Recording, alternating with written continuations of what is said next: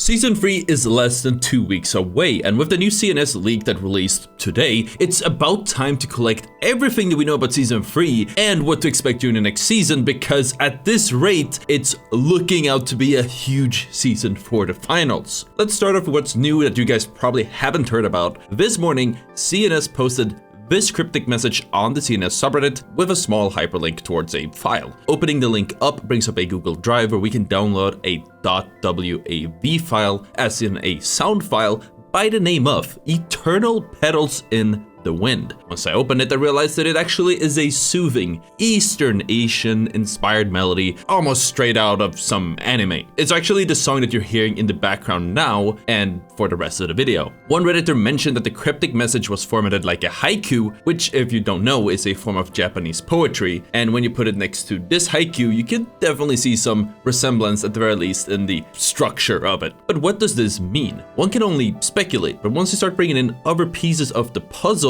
the theme of the next season starts to become a hell of a lot clearer. So let's just dive into what we know. As of the last patch, users have started finding these koi fishes drawn on walls on every map. Koi fish are a pretty big part of Japanese culture, as I understand it. I'm not a weeb or anything. And in the latest teaser intro, we've also seen Scotty and June talking about rebooting the system and that they can take the show wherever they want, which may be a stretch, but definitely adds to the theory that Embark wants to take the finals somewhere else, maybe to Japan. There's also more pieces of evidence that the game show will be taken to Japan at some point, though these aren't new to this patch specifically. They're more like foreshadowing, if you may. There's this samurai skin, which was visible in a splash art for the finals, as well as briefly appearing during a trailer that was posted in September 2022. Someone in the Easter egg channel in the official Discord also found these koi patterned pillars in Las Vegas, which was even confirmed by Rob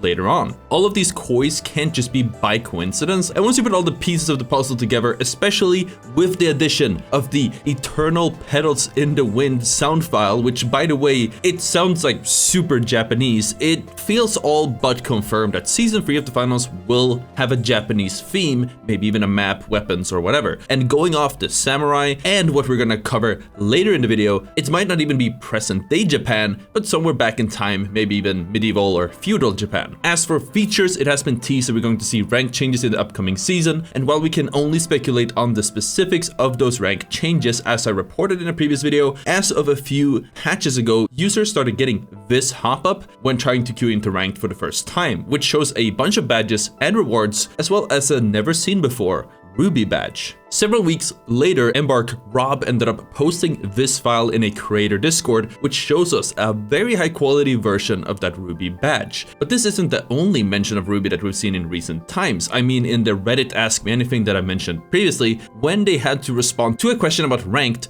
Rob added a little teaser about how nobody ever asked about Ruby. While mentions of Ruby have been floating around since even before the game was officially released, it hasn't ever been hyped from the developers or anyone by this amount before. If anything, it almost feels like they're hyping it more than the community seems to care about it, which leads us to believe that it will release sometime soon, and seeing as rank changes supposedly were on the horizon, it's probably going to be with the addition of Season 3. And as I've said in a previous video, it makes the most sense that the Ruby rank would be a way to signify who the top 500 players on the leaderboard are, since as far as we know, there may not be a need to add an additional rank above or underneath Diamond at this point in time, because there aren't that many players sitting in Diamond. And adding a rank specifically for the highest number of players in a rank is something we've seen time and time again in other modern competitive games in the past, like Apex Predator in Apex Legends and Challenger in League of Legends. Though in both of these cases, you do need to be in the top rank, so that would be Master in Apex or Grandmaster in League of Legends. So if there are any League nerds in the comments, you can tell me if I'm wrong. And in both of these cases, you need to be in the top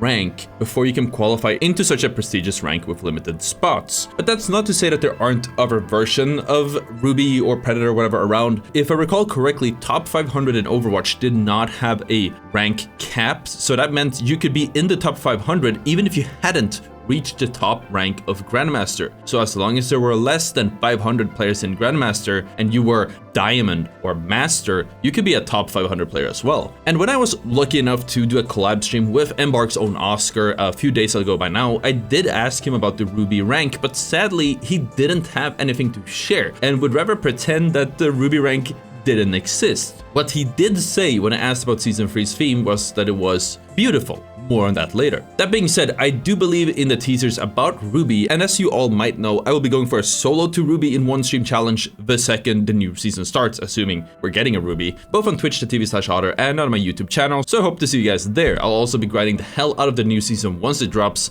But seeing as DreamHack Summer in Sweden, in Jönköping, takes place that same week, I will have to sort out my streams in a way where I can cover the new season as much as possible, while still being able to attend. As some of you, especially stream enjoyers, might know, we're actually going to be doing a meet and greet over at DreamHack on the Saturday, the 12th of June at 4:30 p.m. So if you guys are at the festival, make sure to come and say hi. Also, while you're at it, make sure to bring your keyboard, because whoever has the worst keyboard and is the most deserving of an upgrade will get a brand new banger upgrade from me, courtesy of Logitech. And if you guys are going to the festival, or you know somebody who's going, make sure that you use code Ottr when purchasing the tickets online for 15% off those tickets. You know, it helps me out, helps you out, it's a win-win. But what else is there to talk about Season 3? Another feature that actually is confirmed is something else that I have reported on in the past, but it is getting closer and we can feel it, and that is text chat. How exactly text chat will work in Season 3 can only be speculated upon, but it will most likely not be, you know, a server-wide or game-wide chat, because that would be ripe for abuse or toxicity. It will instead only be for you and your teammates to use with each other. Fun fact, some parts of the code for the text chat seems to already have been added to the game as of this recent patch, as when you try binding anything to the enter key, which is the default way to open the chat in most PC games, it will warn you that binding anything to the enter key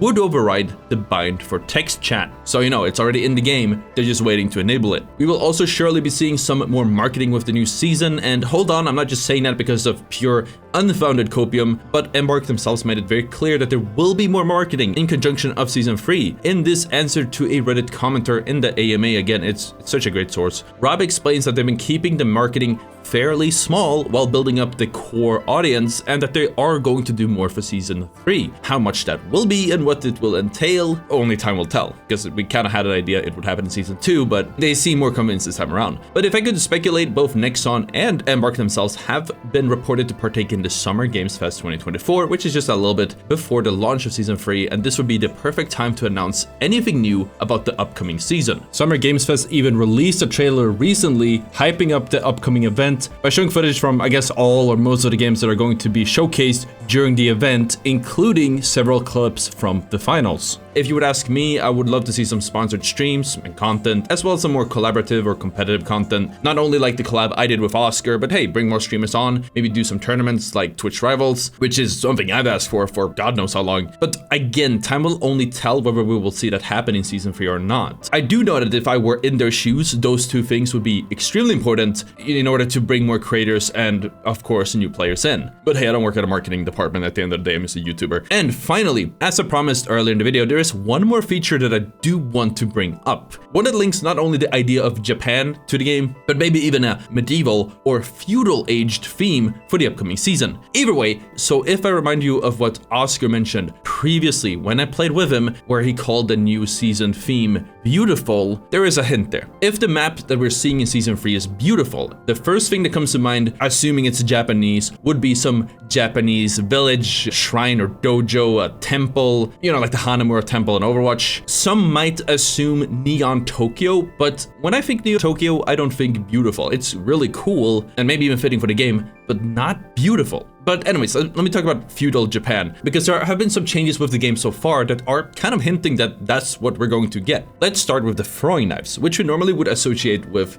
ninjas. They were recently buffed, and in my opinion, maybe too far, which makes them extremely good and oppressive, and it was kind of out of nowhere. There are plenty of weapons in the game that do need some love, maybe even more so than the knives, so why throwing knives? That could be because they want people to use the throwing knives in the upcoming season. There's also what I believe to be a stealth buff to melee weapons. Not everyone is aware of this, especially because I didn't do an undocumented changes video, but as of the latest patch, melee weapons and quick melee now no longer stop after damaging one enemy. They deal a cleave, multi-hit, or AoE damage, whatever definition you want to go with, meaning that as long as you can drag your weapon's hurt box over an enemy during the animation, they will take damage, no matter whether you have already hit somebody else or not. Previously, if you do that very same action, it would only deal damage to the first person you hit, no matter how far your animation had gone. This does lead to some cool moments that you can see in these clips, as well as some cool multi-backstabs as well, though I never really managed to get any. And this patch did bring a lot of new bugs, all of which were immediately documented, raised to attention, and patched earlier Saturday morning. But the multi-hit somehow made it through unscathed, and it could very well be a bug that didn't reach Embark's radar, but I choose to believe that just like the option for the text chat already being there, you know, sort of being backdoored into the live client, that this might have actually slipped through as Embark were trying to figure out a way to fix emote canceling. It also just makes so much sense that melee weapons would be some type of focus in the upcoming season, which also tracks with this response from the Ask Me Anything, where Gustav said that they want to make melee a better experience and that there might be something in the works. And I don't see why they would bring this up if it wasn't actually already in the works. And if everything else in this video does add up, those changes are all but to come to fruition in Season 3. What this immediately made me think of is, and this is gonna show my boomerness as a OG gamer, but this whole thing immediately reminded me of the medieval mode in Team Fortress 2, which was released along the Australian Christmas event back in 2010. Oh my god, 2010. Gee, okay. In this mode, one team had to siege a castle and the other one had to defend. The kicker, every player could only use medieval weapons, and it was really fun. And I would love to see it. Maybe not a whole castle to siege, but maybe a melee only mode. I really have nothing to back this